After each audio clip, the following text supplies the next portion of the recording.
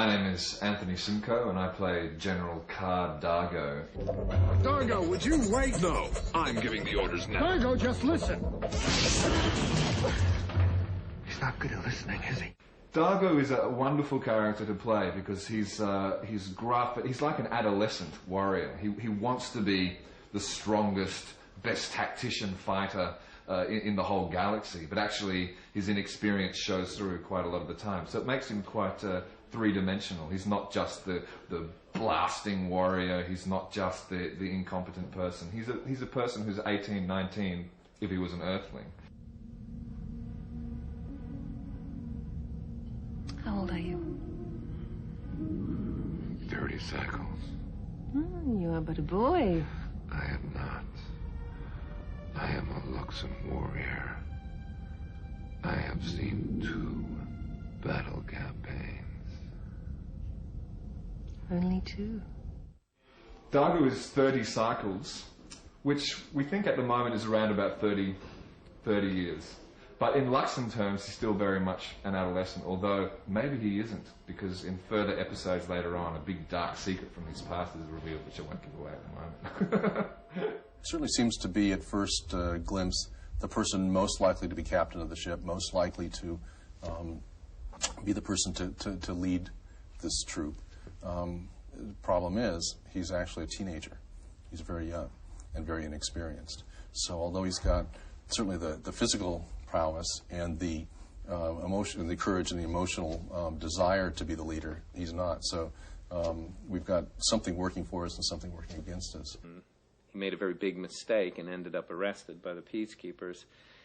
And he wants himself to be a great warrior. He wants to be the great fighter, brute strength, brutality. He wants that. And at the same time, in his race, the Luxons, he's actually a little bit of an intellect and a little bit of a little bit too gentle and a little scared.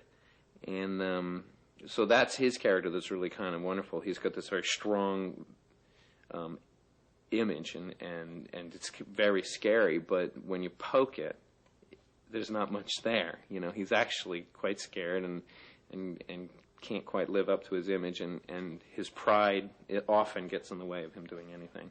He would love to hear that. He would love to hear you say, oh, he's such a brutish character. He would go, yeah, I've really sold it. Things are fine. But he's actually not. That's his facade. He wants to be the strong, nurturing leader of the group, but he's got so many more lessons to learn before he gets there. It's real. I can feel her. I can touch her. You are fantasizing about her. Remove her from your thoughts. Trust me, I'm trying. Hey, check the attitude, pal. Well, this wonderful thing that you see before you was first designed by Kevin Hunter, who does lots of the drawings for Farscape. And then those drawings were given to Nigel Booth, who was an absolutely wonderful prosthetic makeup person who's based in London, did The English Patient, did Ralph Fiennes, and has done many other wonderful films around the world. And it was Nigel's job to sculpt this. I went to London, and they did a live cast, and I worked with Nigel in London, and from that we worked out how we could fit all this onto my body. And then Nigel came out and did the first block of the episode with us, and the costume was designed here by Terry, our designer, and now that Nigel's left, the makeup is put on by Colin Ware, who's another English makeup artist, and also Elka Wardiger, who's a fantastic Australian prosthetic makeup artist. So they're both responsible for putting me together in the morning. I've got a balaclava that fits over my head, then a helmet that sits on top of that, and then this piece here, which is a separate piece from this piece, where's the join, sits on top of that helmet there. And then there are some separate pieces with tentacles that attach and clip on to the back section. My 2 lower side tentacles are actually attached to the same piece that's my chest piece. So they're attached to the balaclava sort of bodysuit. So there's lots and lots of different layers. I think from the back, if Elka can correct me, I think it's 1, 2, 3, 4 pieces plus some extra wigs that they add on at the last moment. I'm actually a 6'6" dorky guy with long blonde hair. Everyone, thank you for a final rehearsal. Have you worked out a preference for how you'd like to put your hands up here? No, I probably shouldn't touch them at all, should I? Because it's going to be a continuity nightmare. Yeah, you're right. I think being this Luxon adolescent, Dargo really doesn't have a clue on how to handle women. He hasn't got them down at all. So I think it's very easy for them to throw him off course at any stage. And Zan is very much in control of who she is as a woman, if you like, as a Delvian priest. And in this way, she's quite... manipulative is probably the wrong words because it sounds devious, but I think she's got a great handle on Dargo, and she really knows how to put him in his place and when. Because often when he's off blustering, trying to take over, she's actually the one who can come along and go, look, settle down, Dargo, there's actually another way to go here. Right, ready? Stand by. Right, please. Rehearsal. And action! Yes, pilot, that is understood. The female peacekeeper and the other human have just escaped, and there's a full command carrier on approach to this planet. A full carrier? Grace. But it makes no sense for him to come after us himself. Unless the two who just escaped are something very special. This barter session is over. That local dweller said that this planet is on the outskirts of the uncharted territories. That the fact that the voice changes and my physicality changes and I've got this wonderful makeup on really helps me convince myself and everyone around me that I am this Luxon warrior. It's such a joy to play. It's absolutely fantastic. Was that necessary? It felt good. Give me navigation now. This suit has about 4 different layers, and it's a very, very hot suit. So after doing any action scenes, whatever, the sweat sort of builds up on the inside of the suit. Very charming, and creates a great deal of heat.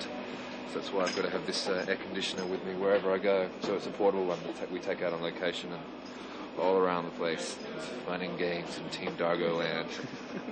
Even though there's all these things on top of me, I'm still very much in control of eyebrow movement. You still get all the same facial subtleties that you get out of a normal human face. And we talked about that. I went over to London before they'd actually made the costume. We had some meetings there, and we talked about the mobility of the face, and that was a real concern for all of us. Because as soon as you get a locked-off mask, which you do get in lots of prosthetic work, then you really lose a sense of that character being real if you don't get all the subtleties of emotion and mood and psychological change that the face portrays. Then you just lose it. And fortunately, with Dargo, he can be so minutely subtle in the type of signals he's delivering to the camera that I'm really pleased and proud of the makeup team for being able to achieve that. No matter what the others say, I see you and me together.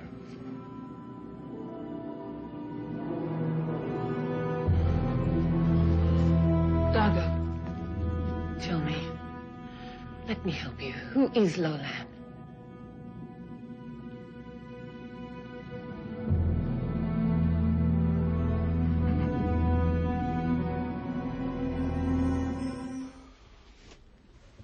Acting with puppet characters is really incredible because I loved watching The Dark Crystal when I was a kid and Labyrinth and films like this, and I was really intrigued to find out how they actually worked it. And now that I'm actually there acting opposite things like Rigel and the proprietor and whatever guest puppet characters we have come in, I'm finding it a really fascinating process. These are my friends.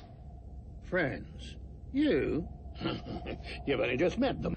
You do get involved in the character, with the character in a scene, as you would with any other character, but you certainly don't forget that you're working with a puppet, because just out of shot, you've got 5 guys. You've got wonderful John Eccleston, who's a fantastic puppeteer from London, actually inside Rigel and doing most of his mouth motions, his opening mouth motions like that, and he has another joystick on his hip that he's sort of working there. Then another man separately off to the side working eyebrow movements and eyes, and some other blokes around the side with their hands through. So I don't actually ever forget that I'm working with a puppet, so there's so much paraphernalia around you, which makes it an interesting challenge for us always to shoot Rigel.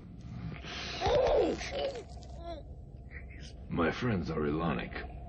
genetic cousins to the Luxons. Our races have been blood allies for over 1,000 cycles.